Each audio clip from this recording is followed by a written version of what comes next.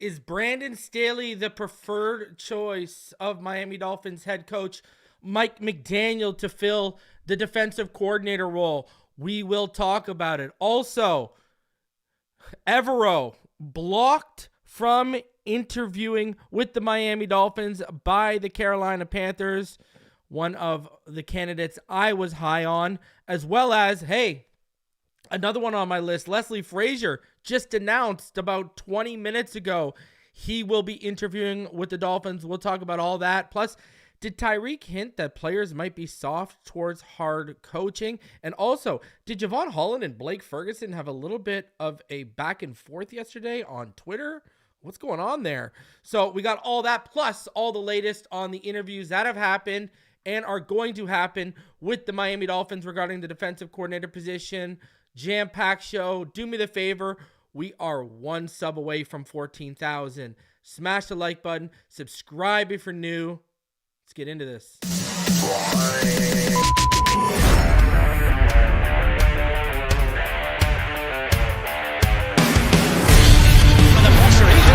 Loses the football. Touchdown! Got it! You have got to be kidding me. Jalen Waddle has a Dolphin touchdown. And he will score! Field down the near side, man open, touchdown!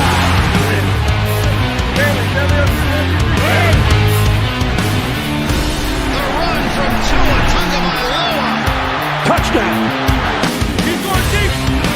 It's going over the touchdown again.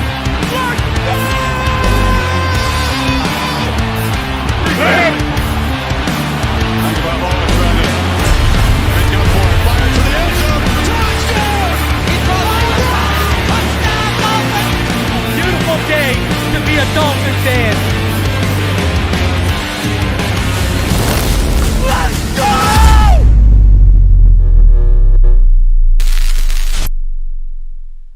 What's good, Fin Nation? What's good? It's your boy Reason, and we are back here for another one. As you know what time it is. It is time to get into it because we got a lot to go over today. I mean, the Dolphins, the news is just flooding out right now. You know what I like about this? They're taking this search seriously, right? Between Ejiro Evero and Leslie Frazier now being announced, and we'll talk about all that. And Brandon, they're taking this seriously inside and out. They are scouring the earth for their new defensive coordinator, and I like it, man. I like to see the commitment behind it, not just settling, going through the process. Because this, like I've been saying since this Mike McDaniel got to get this right. This could make or break his tenure in Miami. There is literally no doubt about it. No doubt about it. If this offense takes a step back next year in December and January like it has, plus that defense takes a step back from the trajectory Fangio had it on by the end of the season, you know, it sounds like a mixture that results in a first-round exit, if you ask me, and I don't know if he'll survive another one of those. You know, I just don't, especially where, you know, that's your fourth defensive coordinator. Oh, sorry, third defensive coordinator. I apologize. So I don't know. We'll see how it happens, but I do want to talk about this. I'm coming, and I'm circling the wagon, baby. All right. First things first. I mentioned to you guys on Thursday about that content creator show. Had over 79% vote yes. Don't think we're stopping there. Tomorrow, I'm going to take that to Twitter. We'll get Twitter's opinion on it, and then look for Thursday's show or Friday's show. I will have another poll, and we will now get into who you guys want to see up here. I'll figure out how I'm going to do that because I don't know if the poll will allow me to put enough names. We'll see how it goes. But we will create some way to get a tally of who everyone wants up here. So I haven't forgotten. And now tomorrow night, though, don't forget, it'll be the end of the season roundtable. All right, Neil, Richmond, Webb, Mr. Ballgame, Dougley Do-Wrong, Martin, the usual cast, Kevin Dern, all the usual cast from our preseason, midseason, and now end of the season roundtable crew we'll be coming together tomorrow for a roundtable to recap and discuss the end of the season and where we're at with the defensive coordinator search, etc., etc. Hey, man, I already said this. Listen, I'm willing to just show up. All right? I'm here for the people. Whatever the people want and whoever the people want, I will inquire with all those people. All right? So I know I will give the people what they want. I will show up. It's all about, we'll find out if other people in this community are really about the fan base. Because if they don't show up and they don't give all y'all what you specifically asked for, well, what more needs to be said, right? So, but listen, I got to circle the wagon back here though. All right. Here's the deal. All of y'all that were in my chat last week, you know, people complaining about my little rant about Patrick Mahomes and how I was telling all y'all they're going back to the Super Bowl. Mark my words. Now what? Now what? All of those MVP Lamar Jackson's the best ever guys got real quiet. You know why? It wasn't the Texans. It wasn't a young team trying to figure it out who ain't never done that before. They faced a grizzled veteran team and they got home field advantage. What happened? I'll tell you what happened. Steve Spagnuolo had a better game plan than Vic Fangio did. You see the pressure he was getting, right? You see the throws Lamar was missing because of the pressure. Now, he did have a couple big throws, but let's be honest. Zay Flowers was wide open on a couple of those. So I'm just saying, I told all y'all, you can tell. Patty back, baby. All of you that doubted Patty. How? Patrick Mahomes, the best that ever did it. Sorry. Best I've ever seen play the position. And Andy Reid, best I've ever seen coach a game of football since Don Shula. See, that's the thing. You don't only got to beat the best to ever play the position in terms of Patrick Mahomes. You got to beat one of the best coaches ever. Then, Steve Spagnuolo, right? Guy who didn't work out as a head coach. Makes a better DC than head coach. Brandon Staley, paging Brandon Staley, right? Some guys are just better being defensive coordinators, focusing on what they do best, focusing on their unit, than overseeing the whole operation. And Spags seems to be one of those guys. Fangio seems to be one of those guys. Is Brandon Staley one of those guys? We'll talk about it.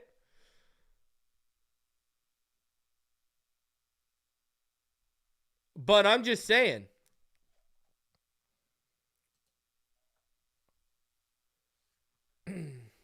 Mahomes is the best. And guess what?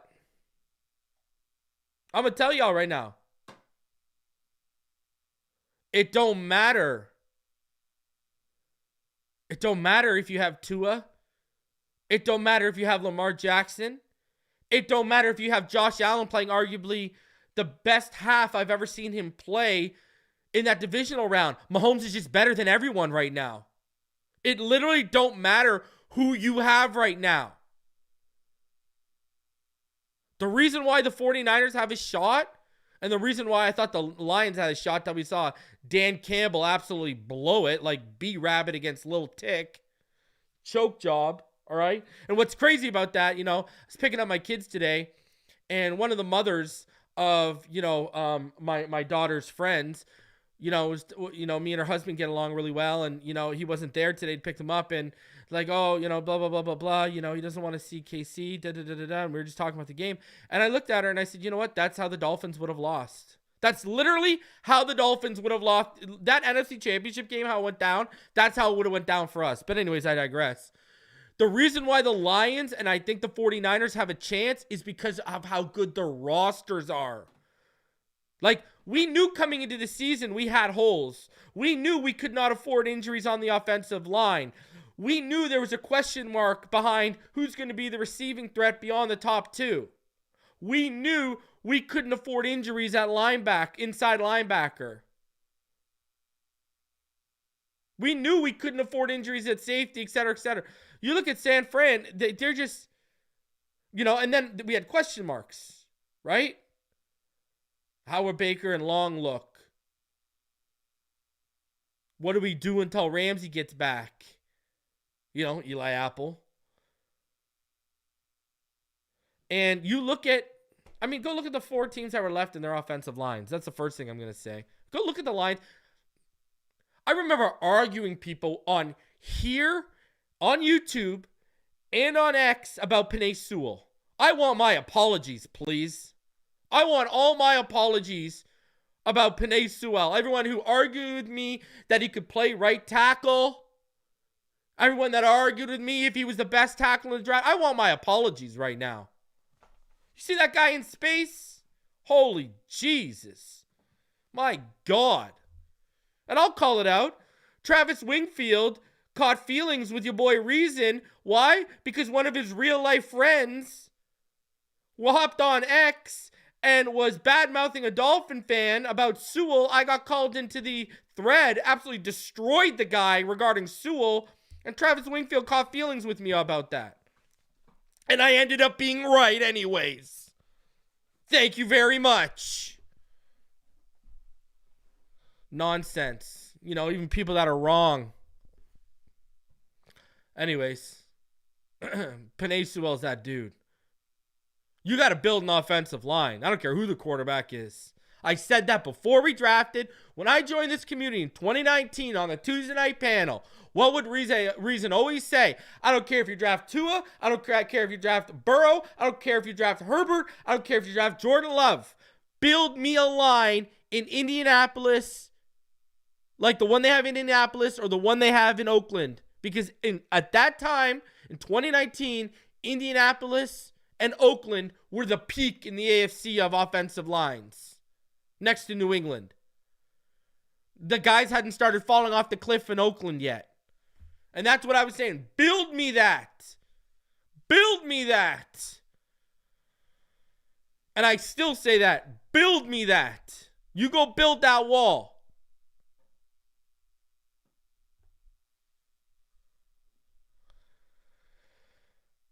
Listen, Jalen Waddle was my wide receiver 1. Everyone knows that. Penei Sewell was my OT 1. We should have taken Penei. And you won't find someone who defends Waddle more than I do. We should have taken Penei Sewell. That should have been the move then, and it still should have been the move now. That's it. And I love Jalen Waddle, but yeah, we knew then and we knew now Penei Sewell should have been the move. Like a generational talent. Now, am I going to hate on them? No. Because you know what? After we saw the first year under McDaniel, when there was no 2K yards, that shit better be dead. I'm telling you, I'm not putting up with this 2,000 yard stuff, okay? Because if you look at how that offense was built in year 1 to year 2, we weren't running as many two route concept stuff, right? It didn't seem like Tyreek wasn't as much as the focal point in year 1 as he was in year 2. And we were still moving the ball. Tua still had no problem lighting defenses up. Look at how we were against Detroit. Look at the shootout we were in Detroit. Now that you've seen Detroit where they are, look at the shootout we were in Detroit and Tua was in. When you had a more balanced passing attack. Hindsight's going to get even stronger that Penei Sewell was the right pick if you do not get back to that 1A and 1B trajectory. Waddle and Tyreek need to go back to being 1A and 1B. There can no longer be number 1 needs his 2K yards and everyone comes after that. Can't happen. I'm sorry. Listen, I don't care if Tua Tagovailoa wins an MVP. I don't care if Tyreek Hill gets 2,000 yards, because you know why? That's all regular season shit. Now, if Tua wants, the only MVP I care about Tua winning is in the goddamn Super Bowl. Tyreek, you want to get 2,000 yards? Go get him in the playoffs. I know it's impossible. I'm just saying that. I know it's impossible, but I'm just saying, if you get 2,000 yards in the playoffs, we're winning the goddamn Super Bowl. That's the whole point. care.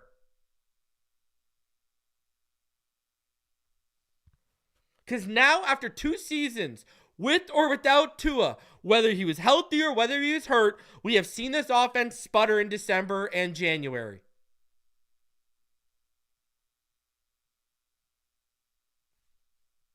I need the sputtering to stop, and I need this transition to this defense to be seamless.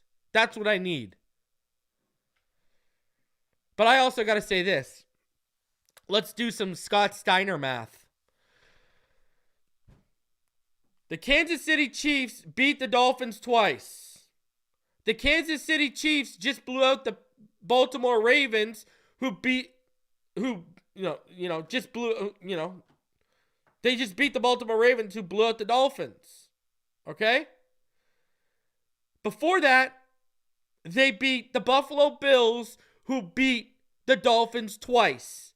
I want you at 5. Okay? That's the number 5 we're sitting on. 5 of the Dolphins' 7 losses were handled by Kansas City in the playoffs, and they did it in their house. They went to Buffalo and beat them. They went to Baltimore, and Lamar Jackson in his MVP season, he ended up being who we thought he was in the playoffs, right? Because he didn't have the Texans. Now he ended up being who we thought he was. Only put up 3 more points than the Dolphins. They didn't have 29-mile-per-hour gusts. It wasn't minus 29 in Baltimore. 3 more points. 3. 1, 2, 3. They didn't deal with those conditions. And Kansas City walked through it all. I'm telling you, think about that. 5 of the Dolphins' 7 losses accounted for by this Chiefs playoffs run. Between them and the teams they've taken care of, 5 of the Dolphins' 7 losses. Brother, I don't care who you... We weren't beating. I'm telling you right now, no one's... The only chance you have is you got to have a damn good coach and you got to have a damn good roster. Not quarterback, roster. You got to have a defense that can limit them as much as possible, and then you got to have an offense that can make the most of their opportunities. Like, you got to keep them under 20 points to have a shot. I mean, that's what the Ravens defense did, right? Kept them to 17. It gave them a shot, even though the offense wasn't doing good. And yeah, our defense gave us a shot in the end, but they still give up, how many points in the end. But for the 49ers to win, they got to keep them under 20 points. You have to keep them under 20 points. Or you don't have a shot. You don't have a snowball's chance in hell. Spags is doing masterclass work on defense right now. He's the best. He was the best. That's the best defense in the NFL, and he's the best defensive coordinator this year. The stuff he was doing, let's go back to the film breakdown the last time we played them. Look at the rotations they were doing against us to disguise what they were throwing at us. They were doing things I had never seen anyone do against us. Right? Everyone was amazed when we saw the 3-high safety look. But Spags was doing the rotations. Look at the interception. Look at how they baited 2 into the interception. They gave Tyreek a one-on-one matchup in the slot, right? And then they literally, there was 3 receivers to that side. Tyreek, Smythe, and I forget who's on the boundary. They literally showed a one-on-one matchup, pre-snap, right? Snap the ball, get to the top of your drop, and as you get to your top of your drop and you start to throw the ball, because the concept with Smythe and Tyreek were running almost parallel with each other while they were stemming their routes, what happens? Defender keys in and bails off Smythe. Bails. Just bailed. They baited him. That was a defensive play call. People forget defensive coordinators and defensive personnel get paid to stop the offense. People forget that. And you look at the rotations they were doing, where they would show you 2 high, then they'd revert to either, cover 3 or a cover 1 shell, moving that safety up into the box, and then you'd snap the ball, and then that safety would bail back, and then go in either a cover 2 or a quarter shell. The stuff they were doing was, and they were doing that in bad weather. I'm telling you, man, Spags right now, oof. He is putting on a masterclass right now. I'm telling you right now. Oh, my God. And the only one who gave them a problem was Josh Allen because he went superhuman for that, first half, and he gave them a problem. But then what happened? They adjusted. I'm telling you. Bravo to Spags, man. Bravo to Spags. He's just good right now. He's on his game right now. He is on his game right now, and you got to give him a shout out. You have to give him his props. Masterclass work. And now we'll see, because they ain't faced a running back like Christian McCaffrey on this run, right? I will say this, look at this. What has Shanahan done that McDaniel hasn't done? Put it in the chat right now. Offensively, what has Shanahan done that McDaniel didn't do last year, but it looked like he was starting to do that he didn't do this year, but it looked like he was starting to do last year. So what has Shanahan done offensively that McDaniel didn't look like he did this year, but looked like he was doing last year? Let me know in the chat. I'll give you a minute. Let me know what you guys think, because I'm going to tell you what the big difference is. And what's crazy is we have more talent. Rocky, I mean, you're not lying. Rocky's not lying. Get plays on time. He ain't lying. Oh, lean on the run game. Yeah, I'll give you that, but I'm not talking about that. Running the ball, run the damn ball. Yeah, you're all right. I'm not talking about that, though. I'm not talking about the running back. I already talked about CMC. So I'll give you a further hint, because I get that was vague. What has he done?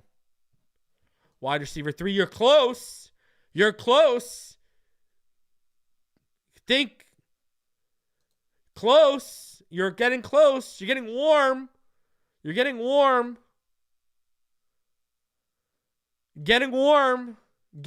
I'll tell you what it is. Look at the balance he's found between Brandon Ayuk and Deebo Samuel. That's it right there. Look at the balance he's found. Even with their top two. You guys who named the tight end, you're 110% right. But look at even the balance he's found with the top two. Look at the balance he's found with how he uses Deebo and how he uses Brandon Ayuk. Right? Deebo Samuel goes down in the divisional.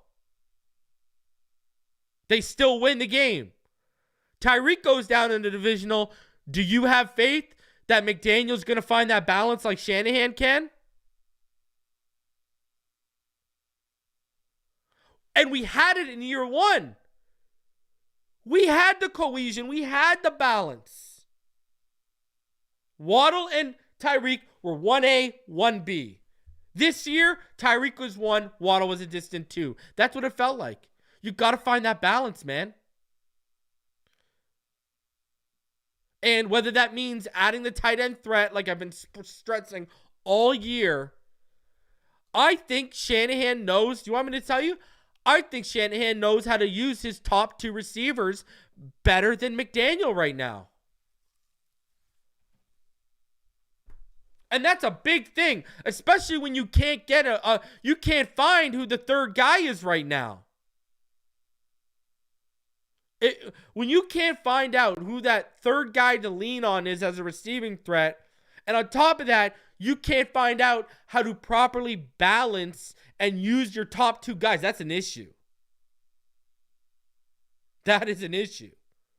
And see, I won't buy into the motions with Tyreek and hurt Waddle's production, because it goes back to what everyone was right about in the chat just now. Look at how quickly Shanahan gets the play call in, and so they can do all their motion and still have time on the clock.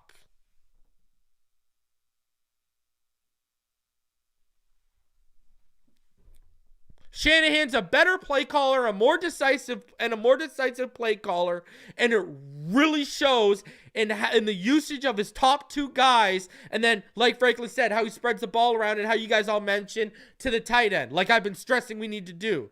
See, that's why all these people who are like, oh, there's no targets, where are the targets going to come? Well, first of all, there's over 325 targets to go around that didn't go to Waddle or Tyreek Hill. That's number one.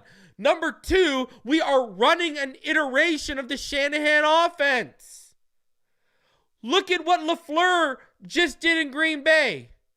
He drafted Luke Musgrave and Tucker Kraft. Both. You got George Kittle in San Fran. They do an iteration of this offense in Houston. Who do they go and get? Dalton Schultz. Why? Because he can offer you something in the red zone and offer you something after the catch. Every iteration of this offense around the league has some sort of tight end threat except us. And you want to sit here and tell me Julian Hill's the answer? Please.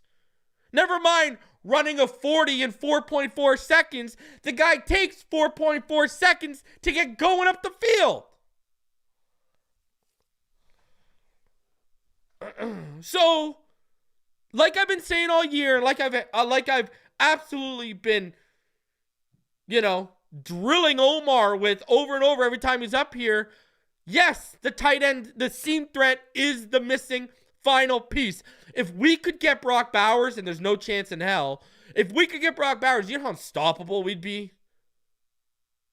And don't tell me Tua don't like tight ends, because I've said this before and I'll say it again. When Preston Williams and Devontae Parker went down, who'd he go to? Mike Gesicki.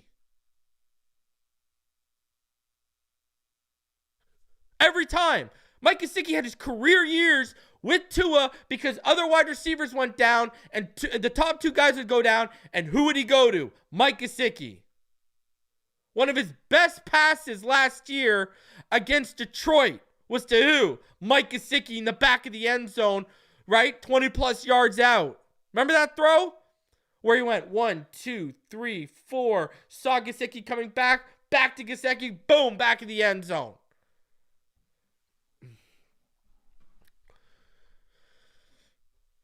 I'm telling you, that's what's missing, man. And Shanahan knows how to use his top two guys. As a play caller, he knows how to use his top two guys better than we do. That's a real talk. But it looked like in year one, Mike McDaniel was figuring it out. But then he got to this whole 2K thing. Ugh. That 2K thing makes me sick. I'm sorry, man. Makes me sick. Who cares about 2K? Do you think Calvin Johnson and Stafford went out there looking for 2K? Though they're trying to get to the playoffs. They're tired of being losers.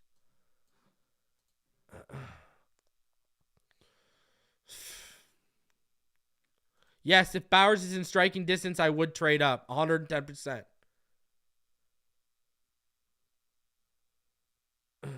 110%.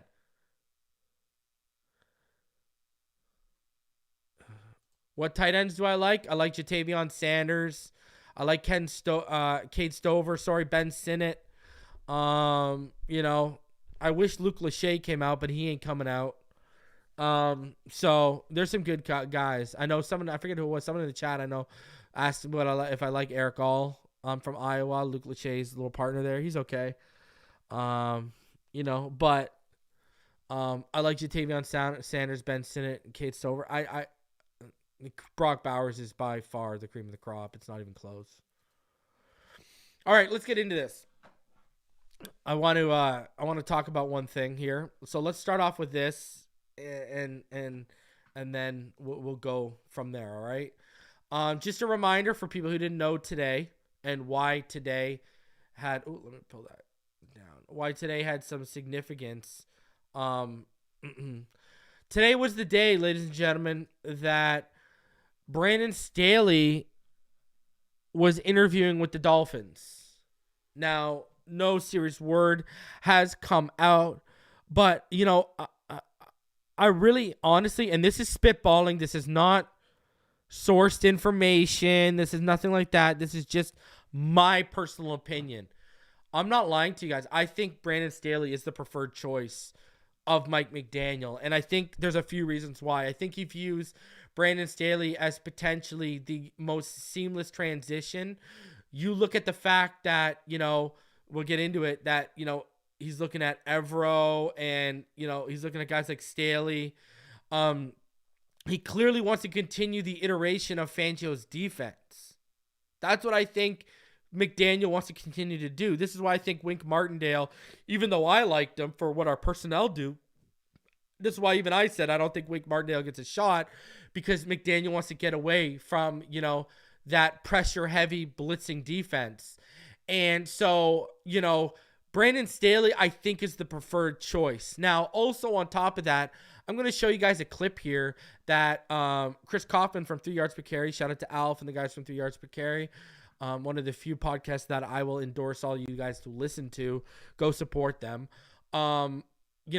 They had he posted a really interesting video from that QB Collective had posted prior to the week 1 matchup between Staley and McDaniel. Now, remember, Staley was the one last year, not this season that passed, but the season before, McDaniel's first year.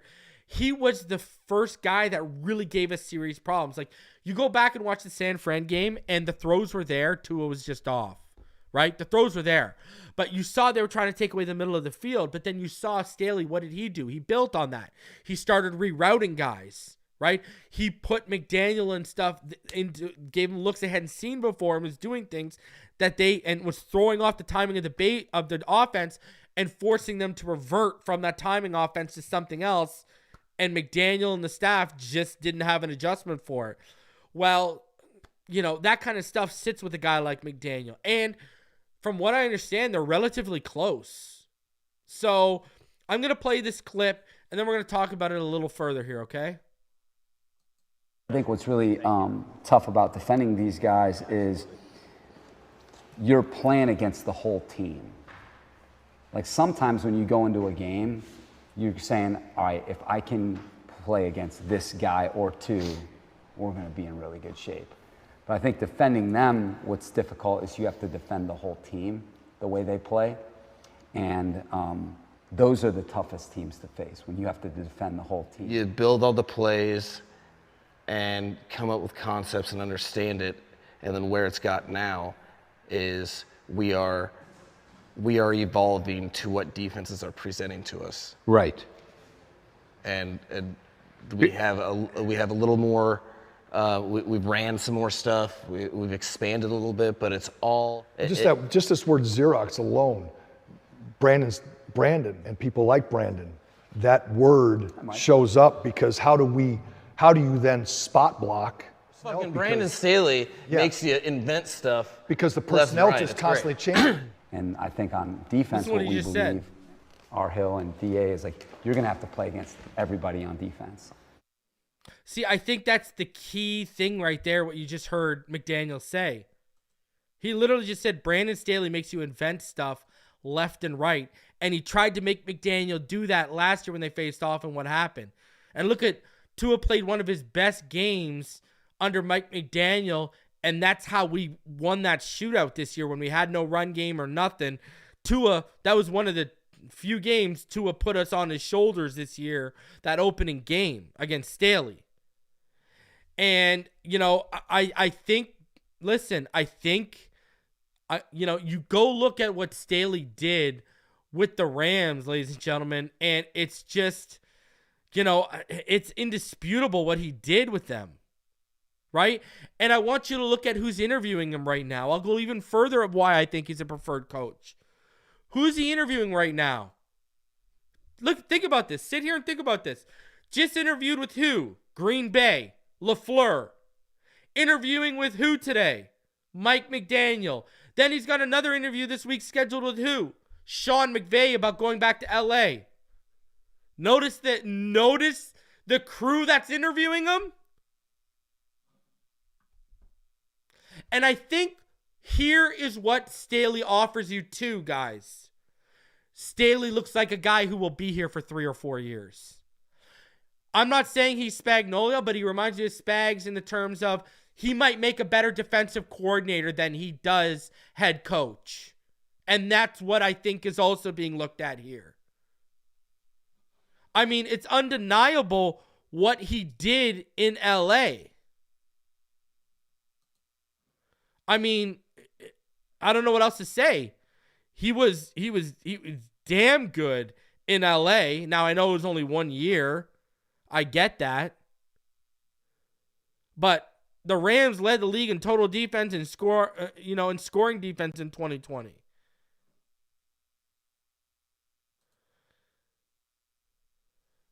He calls plays, right? They led the league in eliminating explosive plays too, right?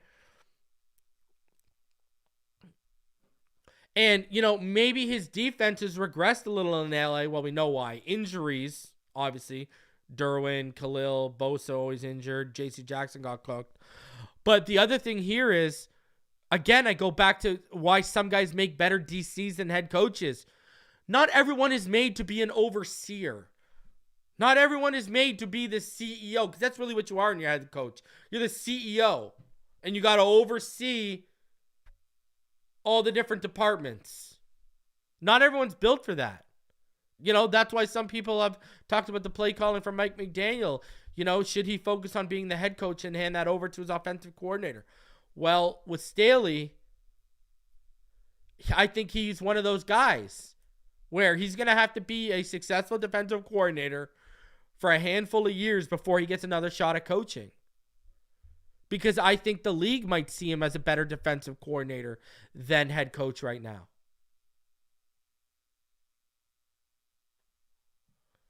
So, listen, I something tells me that when I think of preferred targets, you look at how close they are, they've literally done quarterback camps together here, right? So, and he's called plays since 2020. So defensively, he has experience.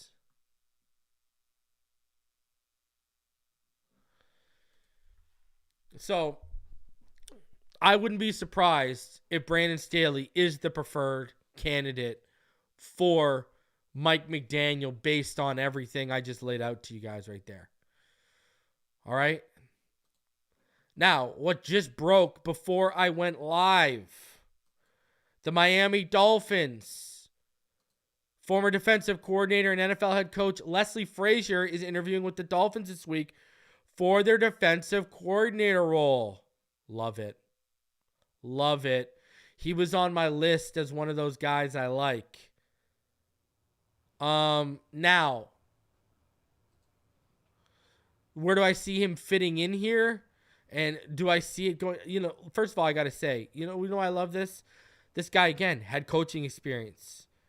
A lot of play calling experience as a defensive coordinator. Listen, Buffalo fans can say what they want to say, but it's out there. It's known to everyone.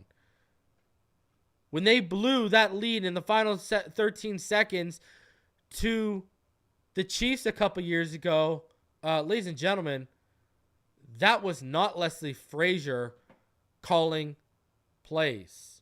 It is known that Sean McDermott took the play calling aspect away from him. So that was a less, I'm just saying, that was not a Leslie Frazier problem. I want everyone to know that. All right? So, anyways, he did go 21-32-1 as Minnesota's head coach from 2010 to 2013. He's been a defensive coordinator in 4 cities, right? Loves running the Tampa 2. Loves the Tampa 2. Remember, the Bills ranked first in the league in total defense and points allowed in 2021 under him. In 2022, they ranked first in total yards and second in points allowed. So, and again, when we go back to the 2021 playoffs, Kansas City drove 44 yards in 13 seconds. It is known that Sean McDermott took the play calling duties out of his hands. So, again, you know why I like this? This is due diligence. This is turning over every stone. I'm a fan of that. I am a fan of that. So I'm listen, Leslie Frazier interviewing in Miami, I think that's a positive. I think that's a good one right there. IT Respect says ball game getting an interview. We'll ask him tomorrow.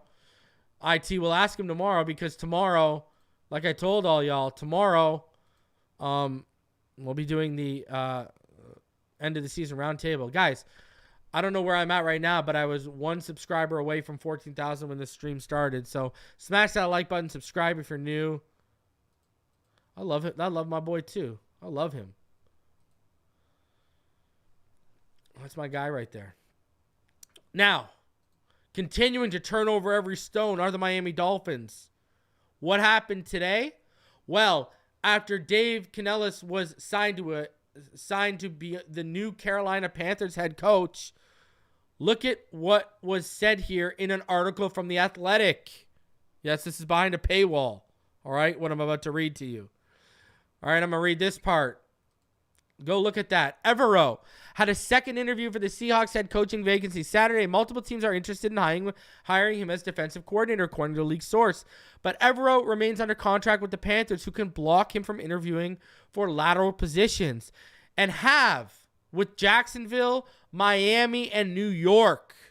Panthers finished 4th in total defense under Evero, who also oversaw a top 10 defense in 2022 with Denver, who, like Carolina, had an in-season coaching change. With the Panthers facing a considerable rebuild, Evero might be inclined to go to a contending team to better enhance his head coaching prospects. So we inquired about Ejiro Evero, who, again, he sticks with that Staley Fangio model, right? He came up in LA, right? So he, again, sticks with what we want to do offensively and has had success. The issue with Evero is he might only be a 1-year layover. He is a hot, young head coaching candidate. But the Panthers have blocked him because the word is Canellis might not want to rehire a whole staff. And they might try and hold him over for a year under Canellis, which I don't think is fair to the guy, but hey. But again, leaving no stone unturned. And I like Evero.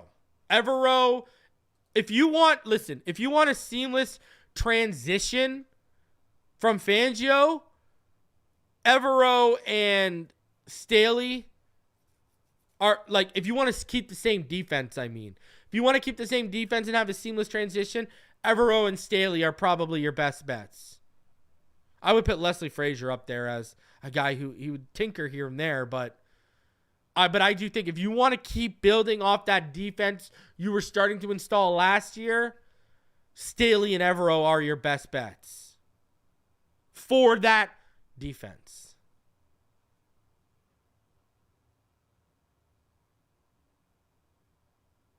So,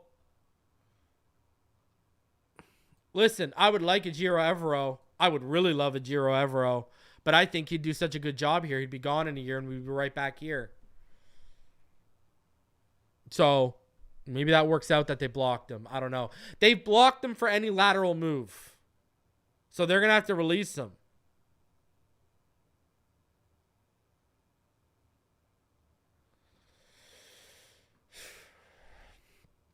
All right. Now let's keep it going here. All right. Let's keep it going with the D coordinator search.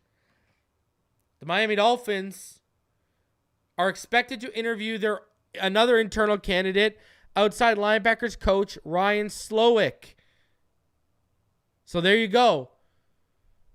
He's coached linebackers with Miami, the Browns, the Cardinals defensive line, with the Jets, defensive backs in Arizona, and the Broncos, special teams in Denver. Another guy who has a pretty extensive list. And remember, his brother Bobby, I believe his brother is Bobby Slowik, who's the offensive coordinator in Houston right now.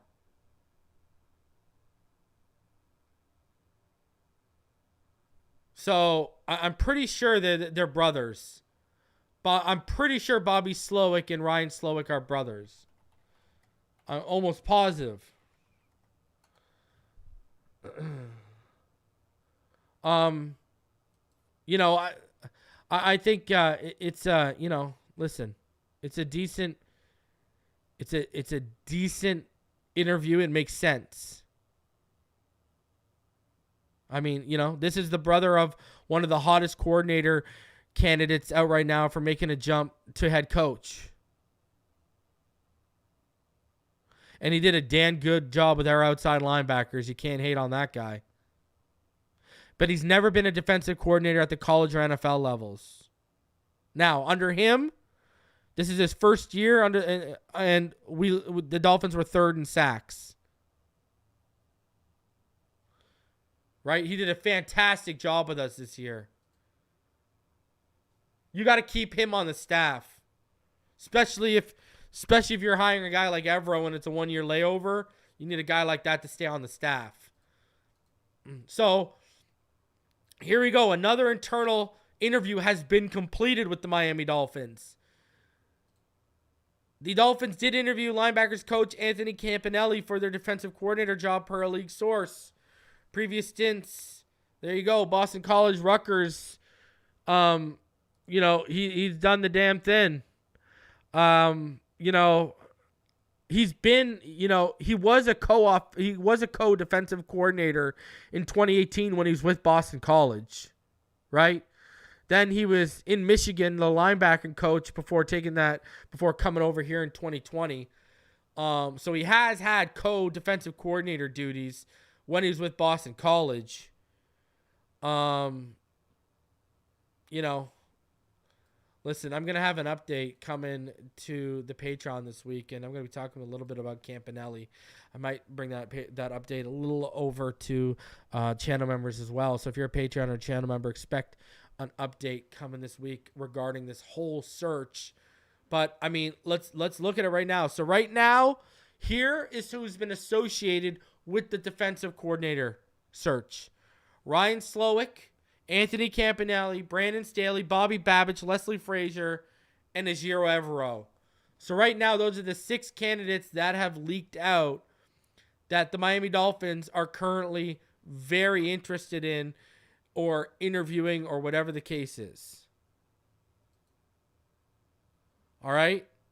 So, and Leslie Frazier, man, you're talking about a guy with 17 years of head coaching, defensive coordinator experience. Like, whew.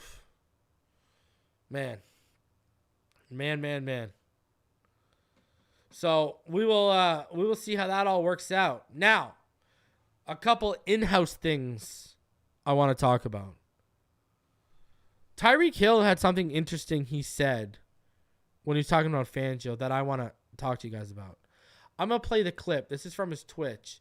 Because I'm going to ask you guys. I want you to watch this clip. Is Tyreek indicating that our players on defense can't take hard coaching? It's Vic Fangio, man. The DC got fired.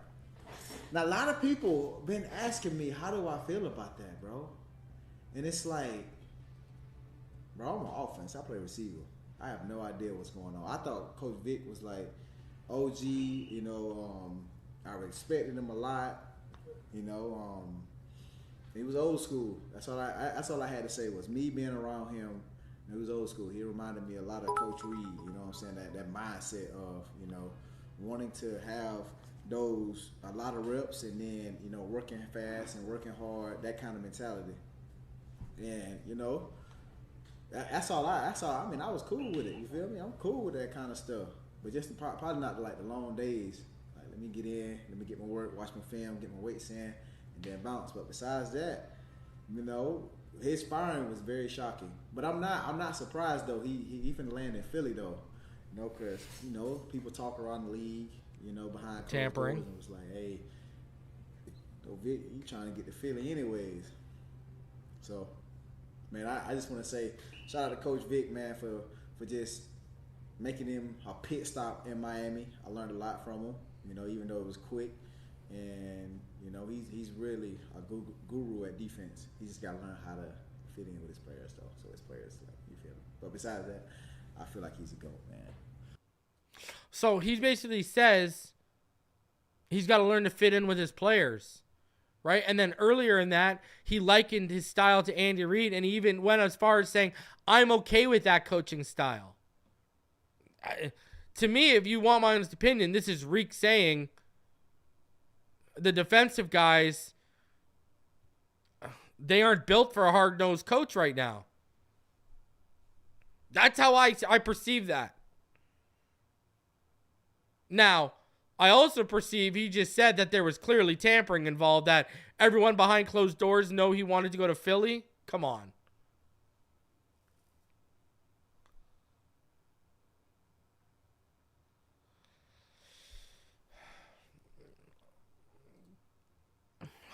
I don't know. I don't know. Nah. He also said he doesn't know what's going on in that room, but he knows enough to say he's got to learn to fit in more with the players, and he talked about his coaching style, basically saying he's okay with his coaching style, but other players weren't. Oh, he knew. Players talk. I mean, I don't know what else to say. I just found that very curious and very interesting.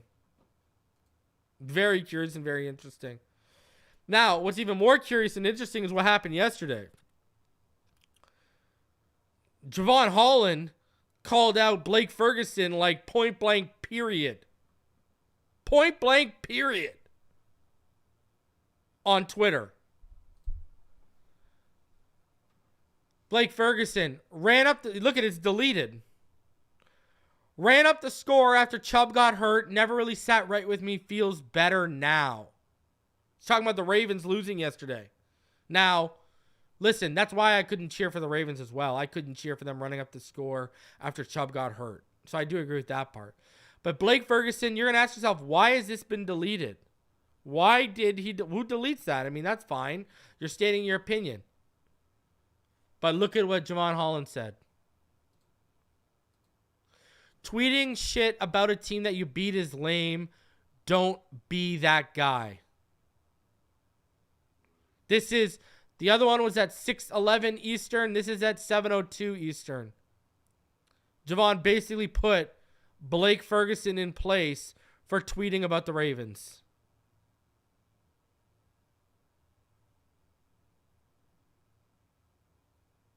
And you know what?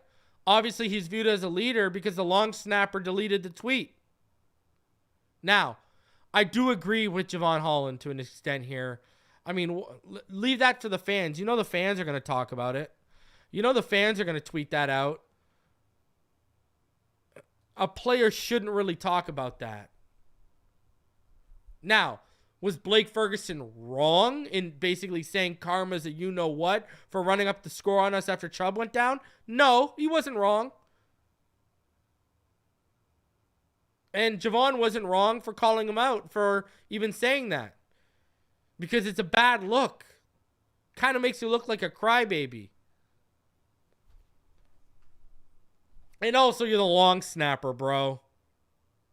You know, like, you're on arguably the worst special teams unit in the league. You got no place to talk about nothing. I'm just going to be that guy. I'm going to be that guy who says that. All right? You got no place. You're a long snapper, bro. Remember when Manning got mad at, what's his face? Mike Vanderjagt for running his mouth about the competition? Same thing. If kickers who actually put points on the board aren't allowed to run their mouth, I don't think it's long snapper should be allowed to run his mouth.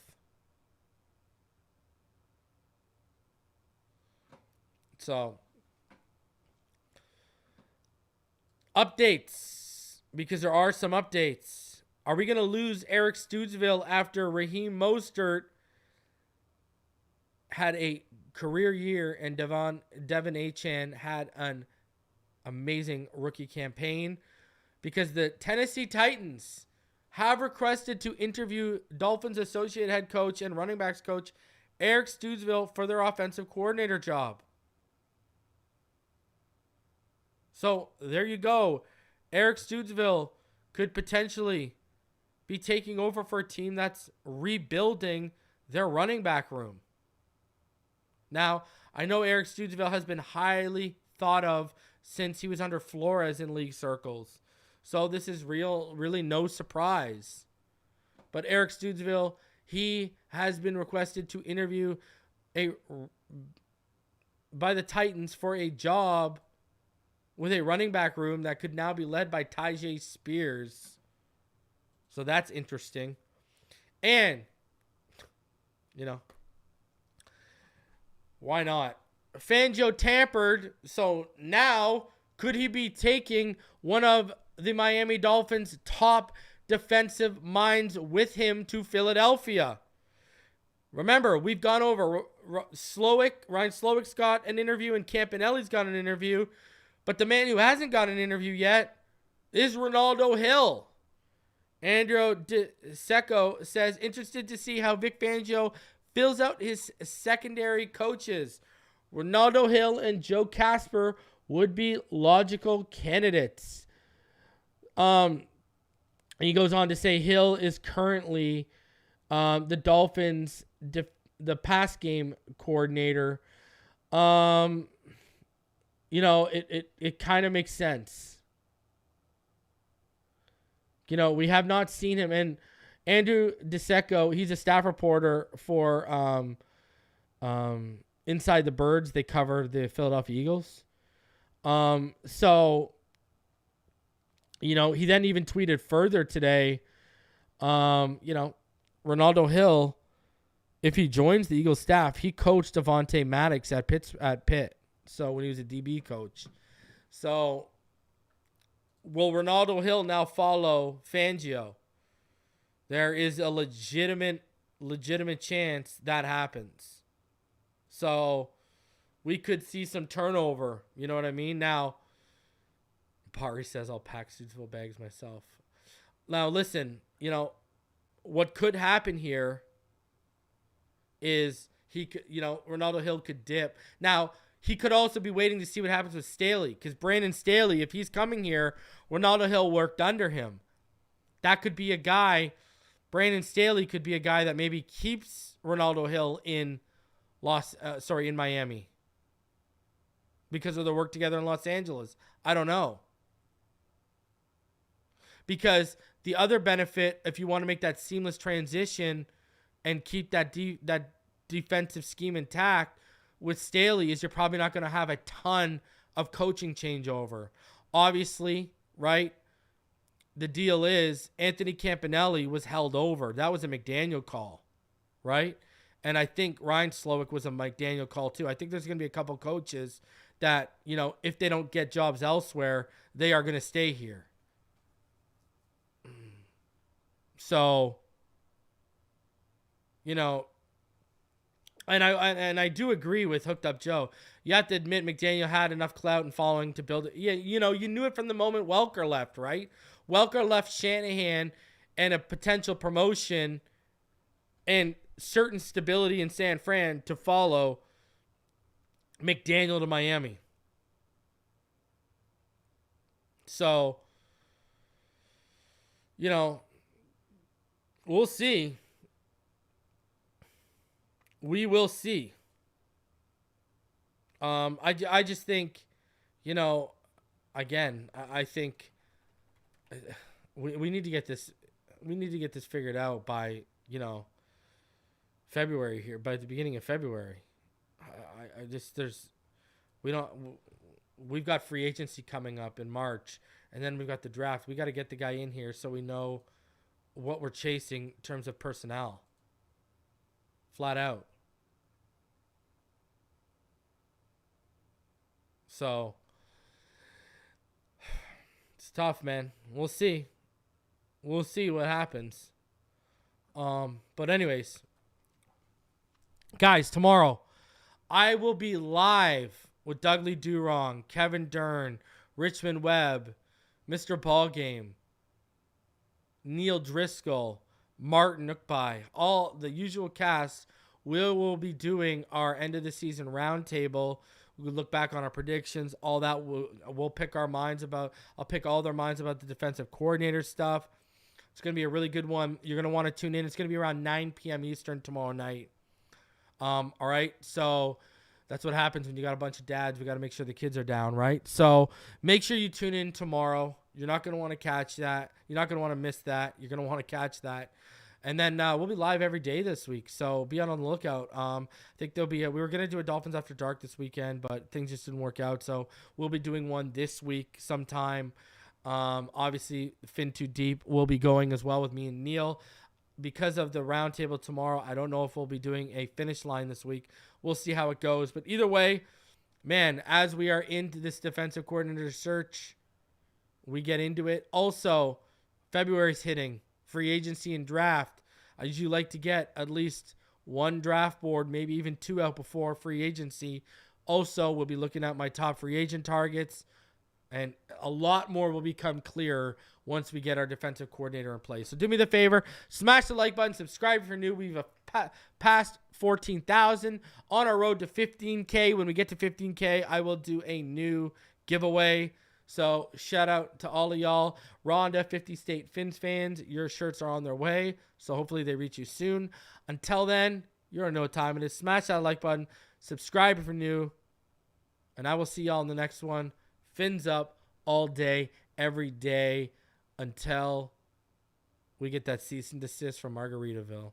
Take it easy, guys.